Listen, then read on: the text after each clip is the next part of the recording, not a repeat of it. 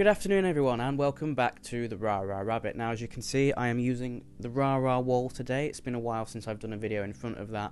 I'm still largely trying to figure out what the best setup is, but anyway, with all that being said, let's get on with the video. So I'm continuing to do work with Darren, and I'm finding I'm having a lot of dreams about him, and as well as that I'm kind of having more interaction with him in the waking world, and not necessarily talking but more feeling. Like I'm starting to feel a lot of his feelings and a lot of his anger, and that's been quite challenging because it's bringing up a lot of feelings that I suppose I've buried, which to be honest I thought these were feelings that I had dealt with, or these were feelings that had just naturally sorted themselves out, but I guess not.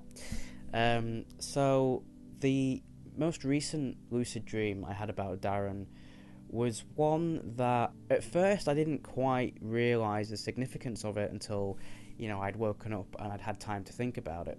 And it was a couple of nights ago now, and I can't remember how I got lucid. I think it was just one of those where I knew that I was dreaming, and I remembered that I wanted to find Darren. Now, I couldn't remember why I wanted to find Darren, I couldn't remember what questions I wanted to ask him or what I wanted to do with him in the dream. I just knew that I wanted to find Darren. And I was in this house, and I was kind of like calling out his name, or just saying out loud to the dream that I need to find Darren, I want to find Darren. And there was a dream character that said that he was on the top floor, so I went up the stairs, and it was like a really high building, so it went on forever, and I was just endlessly climbing the stairs, and I got to what I thought was the top floor, and I went into the only room that was there, and there was nothing. There were just a few dream characters chilling out. There was nothing important there at all. He wasn't there. There was nothing. And I felt kind of frustrated with that, especially because, as I've mentioned in a couple of videos, in the last few years, dream spawning has been very difficult for me to do. I used to be able to do it with ease, no problem, but for some reason in these last few years, getting dream characters to appear, or getting them to appear realistically, so they actually look like what they're supposed to look like, has been really hard. So I kind of felt a bit defeated in this, but when I left the room I realised there was another set of stairs that I'd somehow missed, or that had just materialised, and I went up those stairs, and again I was in a room and there was nobody there, except there were quite a lot of mirrors, and I was sort of stood looking at myself in the mirror. I thought there was something kind of odd about this, but I didn't really push it any further.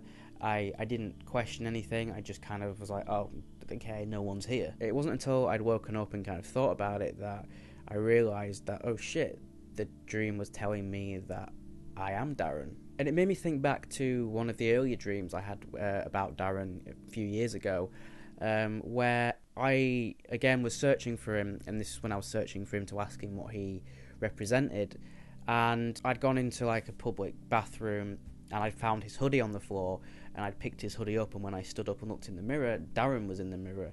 And I think that was at the point where I can't actually remember what he said in that dream, but either way, he was in the mirror. And then I kind of thought about it more, and Darren has always had a bit of a strange thing about mirrors. In his notebook that he used to write in years and years ago, which I've kept, and I've kind of wanted to throw it away because it's very painful, but part of me thought it's better to keep it. But yeah, he used to write sort of messages in there, and one of those was about mirrors. He was always very paranoid about mirrors.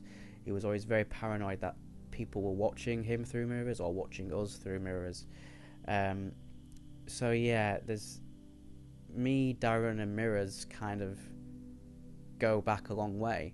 And in that dream, seeing me in the mirror when I was looking for Darren, although at the time it was very frustrating because that's not what I wanted from the dream, revealed a lot to me. And I've said this before, that when I talk about anger, I talk about it as Darren's anger, as Darren's feelings, as Darren's sadness. And that's one of the things that I'm trying to get over, and I'm trying to realise that Darren's feelings are my feelings. And it's a lot easier for me to say, oh, they belong to Darren, because then I don't have to deal with them. Now, at the same time, the difficulty there is, even if Darren is a part of me, he still has his own backstory. And I guess I've probably created that in order to make him seem more realistic, or to probably justify some of his actions and some of his behaviour. So Darren's sort of character, I guess, isn't the same as me, and some of his feelings and some of his memories aren't going to be mine because it's part of the character that I've made of Darren. So, you know, I've kind of had to make Darren this really angry, horrible person and give him a really horrible backstory to kind of justify why he is that way. So some of the things he's angry about might not actually correlate to my own feelings, but a lot of it will.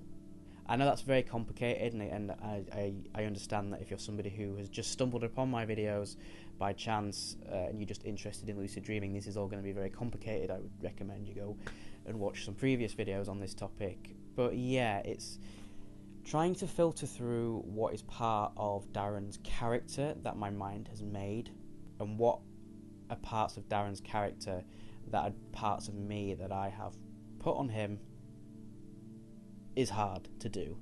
And I guess that's why we're working through all of this. But yeah, accepting that I am Darren, accepting that I am Scott, accepting that I am all of these people to some degree. You know, they do have their own, as I said, individual lives going on in my head. But yeah, and I kind of get the feeling things are going to be tough for a while.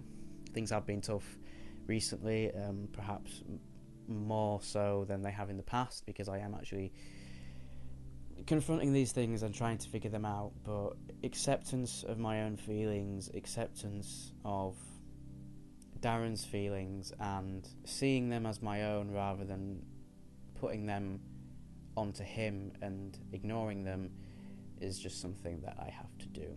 So yeah, it's been really interesting. These dreams have been really helpful in many ways, and I'm kind of just I'm trying not to push it too much. Like, every time I get lucid, I don't always want to go searching for Darren, because it is quite heavy and it does bring about some heavy feelings, and you know, I'm very cautious in how much I put myself through and how much I should put myself through and all of that. So anyway, that's just kind of what I wanted to talk about. Thank you very much for watching, guys. If you would like to support me on Patreon, you can. There will be a link in the description below, so feel free to check that out.